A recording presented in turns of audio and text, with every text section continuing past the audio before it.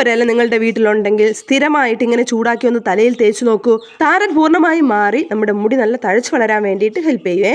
അപ്പോൾ ഞാൻ ഇവിടെ എടുത്തിട്ടുള്ളത് ഒരു 7-8 ഞവരയില, അതായത് പനിക്കൂർക്കയുടെ ഇലയാണ്.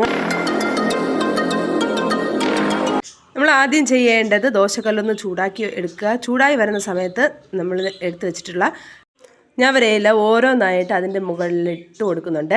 അത് ചെറുതായിട്ടൊന്ന് ചൂടായി വരുമ്പോൾ തന്നെ നമുക്കത് എടുത്ത് മാറ്റാവുന്നതാണേ. അപ്പോൾ എല്ലാം ഞാൻ ഒരുമിച്ചിട്ടിട്ടാണ് ഇത് ചൂടാക്കി എടുക്കുന്നത്. ഇങ്ങനെ ചൂടാക്കി എടുത്തു കഴിഞ്ഞാൽ നമുക്ക് ഇതിൻ്റെ വെള്ളം പെട്ടെന്ന് പിഴിഞ്ഞെടുക്കാൻ വേണ്ടിയിട്ട് പറ്റും. അതുപോലെ തന്നെ പിഴിയാൻ നേരത്തെ ശ്രദ്ധിക്കുക, ചെറു ചൂടോടെ തന്നെ പിഴിയാൻ വേണ്ടിയിട്ട് നോക്കണമെങ്കിൽ മാത്രമേ അതിലുള്ള വെള്ളം പൂർണ്ണമായിട്ട് നമുക്ക് പിഴിഞ്ഞെടുക്കാൻ വേണ്ടിയിട്ട് പറ്റത്തുള്ളേ. ഇനി വേറൊരു മെത്തേഡും കൂടെ ഉണ്ട്, അതും കൂടെ ഞാൻ ഇതിന് ശേഷം കാണിക്കുന്നുണ്ട്. അപ്പോൾ നിങ്ങൾക്ക് ഇതിൽ രണ്ടിൽ ഏതാണ് സ്യൂട്ടായിട്ട് തോന്നുന്നത് ആ രീതിയിൽ നിങ്ങൾക്ക് ഇത് ചൂടാക്കി എടുക്കാവുന്നതാണ്. നമ്മുടെ ഞവരയിലെ പറ്റി എല്ലാവർക്കും അറിയാമെന്നുള്ളതാണ്. നമ്മുടെ നരച്ച മുടി കറുപ്പിക്കാനും അതുപോലെ തന്നെ നര വരാതിരിക്കാനും ഹെൽപ്പ് ചെയ്യും.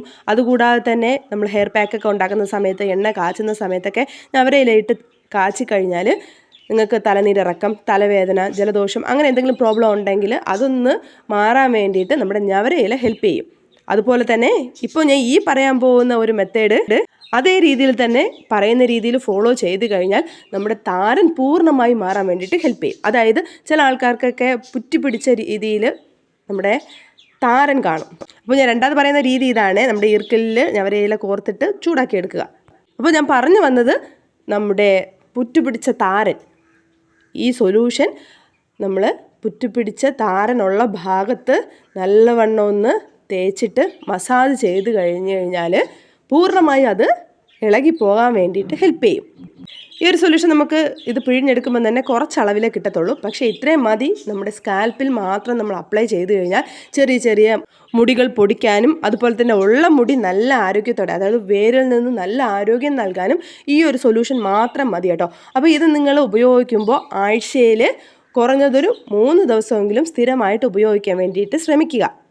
ഇല ലഭ്യത കൂടുതലുണ്ടെങ്കിൽ നിങ്ങൾ എല്ലാ ദിവസവും ഉപയോഗിക്കുന്നത് നല്ല രീതിയിൽ നമ്മുടെ മുടിയുടെ സ്ട്രക്ചറിനെ മാറ്റാനും അതുപോലെ തന്നെ താരൻ പൂർണ്ണമായി മാറി സ്കാൽപ്പിനെ നല്ല വൃത്തിയോടെ വയ്ക്കാനും ഹെൽപ്പ് ചെയ്യും കേട്ടോ. ഈ ഒരു ഐറ്റം എന്ന് പറയുന്നത് കുഞ്ഞു കുട്ടികൾക്ക് വരെ സിമ്പിളായിട്ട് ഉപയോഗിക്കാൻ പറ്റിയ ഒരു ഐറ്റമാണ്. ഏതൊരു പ്രോഡക്റ്റ് ആയാലും നമ്മൾ സ്ഥിരമായിട്ട് ഉപയോഗിച്ച് കഴിഞ്ഞാൽ മാത്രമേ നല്ല രീതിയിൽ റിസൾട്ട് കിട്ടത്തുള്ളൂ.